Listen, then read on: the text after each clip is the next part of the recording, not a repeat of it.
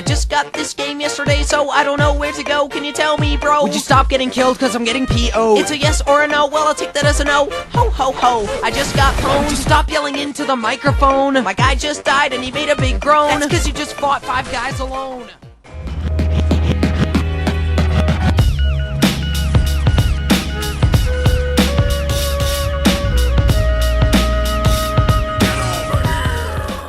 This is going to be a start of a new series where I examine a survivor and a killer. I plan on doing this for every character. A few things before I actually get into Noob and Jason. This video works on the idea that the viewer already knows basic knowledge about the game. If you're looking for a beginner's guide, look elsewhere. This series is not that. That being said, let's get into it. First, let's talk about the survivor, which I'm going to try to do that for every video, but it really depends on how I feel and what I want to do, because this is my YouTube channel and I have free will. Noob is a really strong character with a focus on raw kiting abilities. Noob being a survivalist, they work best fending for themselves and avoiding the killer. They're equipped with 3 items, Cola, Slight Skin, and a Ghost Burger. So let's start off with the first ability, Cola. Cola will go on to a 50-second cooldown and grant you speed 1 for 10 seconds with a 2 to 3 second wind up before fully drinking the cola. During this wind up, you're slowed down by 40% because Noob can't concentrate on more than 2 things at once. So he moves too fast, he'll fall over. And you can try to dodge, duck, and weave the killer when you are drinking, as you can obviously still move just a little bit. Though this alone won't tell you all we need, so let's get into the strength. You know what? There is a whole lot of cola strengths. So let's get into the basics first. It's really good at repositioning. When you're out of position and out of a loop, you're able to drink that to transition to another one or get further away. It's also really good if you want to go for those risque plays that normal people can't do. Normal mortals who are slow cannot comprehend doing.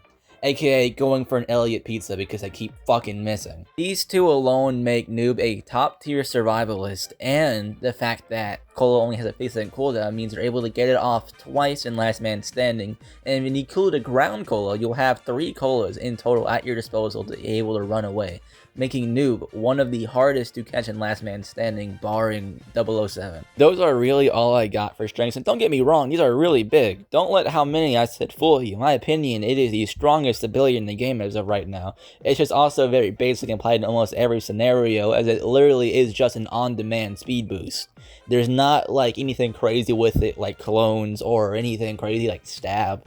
It's just a basic speed boost that you can apply to yourself whenever you need to. So let's get into scenarios where you should use it.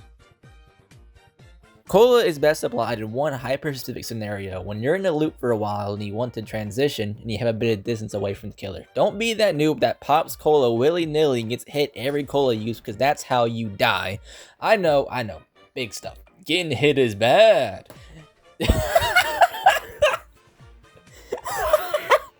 Instead, use it when you have about 2 to 3 seconds of free time before the killer reaches you, as that is the wind up in order to drink the cola. This isn't the end all be all scenario of when you should pop it, as there are a lot of factors that get into the situation. For example, if you're already hurt and you feel like you need to get the fuck out of this place ASAP button, pop the cola. Don't be a pussy. You'll have enough speed during the windup to maybe dodge a few hits coming your way, because it does slow you down. You also aren't able to sprint, so obviously be careful. Any competent killer will get a hit off you if you use this method. But if it's death, or taking a couple of hits and living, always choose the couple of hits. But there's also one more niche scenario where the cola is amazing, maybe even evil. Downright horrendous. Terrible. And that's against John Doe's shit stains, as his speed 1 will replace his slowness. And I know, I added dramatic flair to make it more comedic, but it is really good. Most John Does will hard switch to whoever falls into their trap. Not to mention, you'll also be able to know his location, so where John Doe expects to find a slow, helpless damsel in distress, he instead finds a noob going at Mach speed 1, and boom, he just wasted his trap and made him chase you instead of anyone else. Do not do this on purpose, because it will damage you and it's not worth it, but if push comes to shove, it isn't a bad idea to crack open a code 1 and dance with Amanda Corruption. Now, let's get to talking about the counters of the cola from the killer side. And there ain't much, but much like the ability, it can be applied to basically any killer. Just stick close to Noob, don't allow them to have any distance, and if you close it in, I know this may sound obvious, and trust me, it should be. If you stick close to Noob, it is much better than just simply being able to hit them. It means they have no safe opportunity to use their cola, or really, any of their abilities. And they'll definitely get hit and face even harder punishment from killers like 1X and Jason with their Entanglement and Gashing Wound respectively, completely counteracting any benefit they would have gotten from their ability. And Noli and Cool Kid kind of have two soft counters to their Bloxy Cola, with the dash ability allowing them to speed up to noob, but it's the same deal. If you're too far away, they will still get it off and dodge you. And the only other counter I can really think of would be Cool Kid's Corrupt Nature, which is the one I use all the time, as it's a slowing move, and yeah, slow would counteract speed. Let's move on though, and you know, I hear that cola goes well with the taste of slate skin. The slate skin stats are nothing to scoff at. With a short windup, you consume slate skin potion to a stone-like appearance, your speed is decreased drastically and you're given 80 HP overheal, making you basically invulnerable. Once the slate skin effect is over, you gain a speed boost and you'll go on a 55-second cooldown. That's all the basics, so let's head into the strengths. The biggest strength of a slate skin is its ability to deny the killer. For example, if you have to get hit by Noli Void Rush or Cool Kid's Wild Speed Override, you can pop a slate skin and be okay. This item excels at denying killers damage, wasting your time in cooldowns while you regen stamina and stall for your cooldowns. When used effectively, you can use it to reposition just like Cola, as when slate skin ends naturally to give you speed 2 for 2 seconds, allowing you to make a quick turn or exit somewhere. But notice how I said naturally. If you end it unnaturally by tapping the ability button a bit after you use it, you'll instead get speed 1 for 2 seconds, which I know sounds worse, but it's good for catching killers off guard when they're waiting out your slate skin. The thing slate skin also excels at really heavily is putting yourself in a favorable position. Once your stamina is drained, you're able to regenerate it using slate skin, meaning that once your resources are drained and you've exhausted most of your options, you can still pop the slate skin in order to put yourself in a better position. Now you may be wondering, when do I use slate skin? And the best times you should use slate skin is when your stamina is low or when you're cornered. When you're cornered, you should pop it because you can't pop the cola there. If you do, you will get hit. When your stamina is low and you pop slate skin, it also helps a lot because you regenerate stamina while you're in the statue form, and it will put you in a more favorable position during the chase because now they're low on stamina, you're regenerating, and they can't damage you, so you're getting the stamina for free, not to mention the speed bonus after, so you're able to use that stamina. And I gotta say this before moving on, do not mix cola and slate skin. You will hear a sound effect, and what that sound effect means is that you just wasted a cola. You will not get any speed, and you will just suffer, die, and you'll get kidney stones. And this isn't the Binding of Isaac. I don't want kidney stones. You shouldn't want them either. The next scene you're going to see is what I like to call the hatred and anger burning within once I see the stone man. Please enjoy. Of stone. Kiki mama. Kiki mama. Now that that's over, let's get into the counter of slate skin. You want to know how to counter slate skin? Well, I got you the end-all be-all solution to 100% counter slate skin. Just wait. That is really all it takes. Just don't mindlessly spam into the slate skin noob like a dumbass. And I really see way too many people just mindlessly clicking the noob during their slate skin. And I get it, sometimes I become monkey brain and just want to kill the dumb fuck when I see them. But we aren't monsters, we are killers, and killers have class. Oh, and also, I guess, moves like Entanglement, Gash Wound, and Corrupt Nature all work really well against slate skin since it works to delay their movement and keeps him still for long enough. You still need to wait, but you need to wait less, I guess. And, so now let's head into the Ghost Burger. Ghost Burger has the same wind of a Bloxy Cola, with the same 40% debuff to speed and sprinting during the animation. It makes an audible ghost sound effect when used. It gives invisible 4 and undetectable 1 for 10 seconds. Other than that, it's ass used in any scenario other than the one of killers trying to read your aura. Mad embarrassing to have a ghost. This whole thing is hiding. If you're gonna haunt my house, at least do some cool shit like moving a blanket. But other than that, Ghost Burger isn't useful, unlike clones. Ghost Burger is extremely one-dimensional, and honestly, I'm okay with that. Not every move needs 12,000 uses and can just be simply one niche case scenario. Especially since they already have 2 other infinite use abilities that are hella strong. Ghostburger just being this one case is fine with me. In fact, I'd even go as far as say that they should probably remove it from Noob's kit, because why the fuck do they have that and literally everything else? They're the only character with 3 abilities, I think. No, Double also has 3 abilities. Maybe it's just a survivalist thing. In conclusion, Noob is a powerhouse of a survivalist and much better than the other one. And I wouldn't look at you crazy if you said they're overpowered. I think Noob is one of those characters you can't keep for last man standing or you're guaranteed a loss. Noob is a very beginner-friendly character, and it's great to learn the base skills of the game, that being looping and stamina management, as they have an ability specifically to help with that. They're a great character to main and fun to pick up for a couple rounds, and I'd suggest giving them a spin. Did you know that? Now you know! So, Jason, the first killer you get, and honestly, Jason's really good, with a good kit to single out a target and chase them down, dealing a massive amount of damage with a passive bleed in all of his moves. When learner mastered, he is really good, though he is the most loopable because he has no ranged attacks to interrupt a loop. And Jason also has a passive. Jason is a ninja turned away of the shadows. Therefore, as a passive, then his terror radius is smaller, making it easier to get a drop on players that are unsuspecting. This pairs nicely with his gashing wound. It's a great intro to a chase, as it's a massive beatdown that deals 50 damage.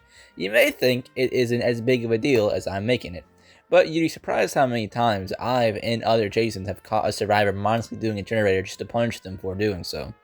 This is something that gets harder the higher tier the players are, as better players will be more vigilant, but it is a good noob catcher, but that alone isn't going to win in the game. You can't scare him to death, so he's equipped with a sword, believe it or not. Jason's M1s aren't anything to scoff at, with a 1.9 second cooldown. It deals 20 damage and bleeding 1 for 5 seconds, totaling 28 damage.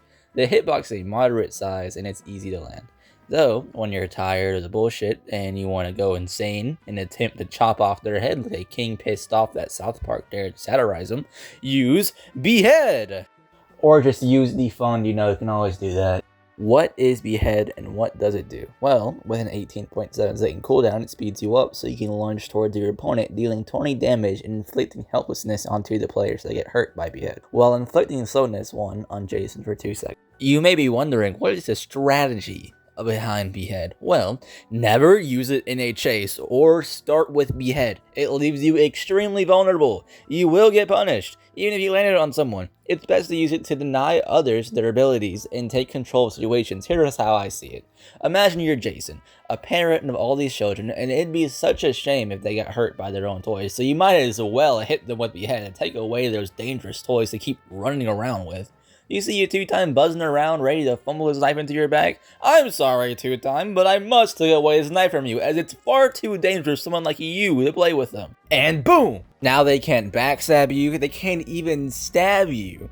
And this goes for anyone else in the cast other than Guest, as Guest will have an easy block if you try to behead them and take away their toys, and you will get decked in the face for it. Yo, I had this footage that is gone for some reason that was me against 2-time as Jason using Behead to not allow them to get their stab off. But for some reason it's gone, so enjoy this MS Paint animation that I have cooked up for you. Oh, jolly good heavens, 2-time, it looks like you're about to hit me with a stab attack. Oh, my dearest Jason, I would never hit you with such a dastardly attack. I'm totally not gonna stab you now. Oh no, I have to hit him with a Behead attack. Hiya! Now I'm gonna chase you since you can't stab me. I've been stabbed and now I have my stab attack back. I'm gonna stab you now. Oh no. They're gonna stab me, great heavens! I must make my great escape! Now that I have my stab, I'm gonna go stab him. Ooh, here I come stabbing. Oh, I have my Behead back. It is time to behead my companion. Hiya! Oh no! Ah! Ow! Ooh! Ah! They're fighting, by the way, they're fighting. So they... Ooh! You have been vanquished by Jason! As you can see, provides great pressure and allows you to chase them without fear of being parried, stabbed, or stunned in general, and is a great tool to apply pressure on any character, including stuff like Elliot and Dusakar and Builderman. But now, what if your children are out of line and a simple toy removal won't fix it? What if you need to put them in timeout? Well, luckily for you, there's a move for that. It's called Gashing Wound. Gashing Wound is the perfect tool for children who just won't listen to you when taking away their toys. With a cooldown of 40 seconds, a small hitbox totaling 50 damage, you'd think it wasn't the magical fix to this problem, but oh, that's where you're oh so wrong. Remember that pesky little guest? What if instead of removing his toy, you punish him for using it? Whenever a guest happens to try and block you or even try to punch you and miss, hit him with this move and he'll be sure never to play with his toys again. Oh, you tried to block me? Bad guess! No, bad guess! Is that pesky Shadletsky trying to slash you? Well, if he misses, hit him with this move, and boom, he'll sure be more cautious next time. This tool works best as a punishment tool, punishing your children for overextending and playing too risky. It's also a great move to get unsuspecting survivors when they're on generators, as your small terror radius allows you to sneak up and get a cheeky gashing wound off for free. Maybe you're tired of chasing, maybe your stamina's running low, maybe those pesky brats won't stop running. Well, I got the move for you. Channel your inner Uchiha clan and open your Sharingan with Raging Pace. When activated, your eye glows red and your stamina regenerates quickly before capping at 70. You walk a slightly slower than sprinting pace and can't sprint, with the aura of the nearest child being revealed to you. You also become immune to stuns and all your moves become buff. Raging Pace is best used when your children are hiding and are waiting for you to come through so they can whack you. Once activated, you can walk through how many stuns they want to throw at you. It won't work, and you get right back to disciplining them how you see fit. Rarely use it in chase other than gain stamina if you're running low though, as the children will easily outrun your Raging Pace and can regain stamina with the distance. So if you're going to use it as a last resort. It also makes you extremely predictable as you lunge with your M1 and behead, causing it to be even easier to be blocked. And you will get punched, as you will be sent out Raging Pace the moment you use the ability. Here's where I would tell you what it buffs if I actually bothered to look into it. I didn't want to catalog all of that, and this video is taking long as is. So all you really need to know is that Raging Pace equals big buff to all attacks, including their cooldowns and their damage. In conclusion, Jason is a great killer that deserves everything he has, as it's a real shame he's getting changed in the slasher, but I know it's for the best. He's a strong killer that's easy to pick up and learn, but fair warning, survivors will try to bully you because the community sees a new Jason, their eyes pop out with $signs. So just watch out and play Jason when you actually learn basic mechanics about being a killer, and have fun. All in all, these two characters are extremely strong and good, especially both being the original starters, and that's where this video ends. Have a good night, and don't get indoctrinated into any cults. Goodbye.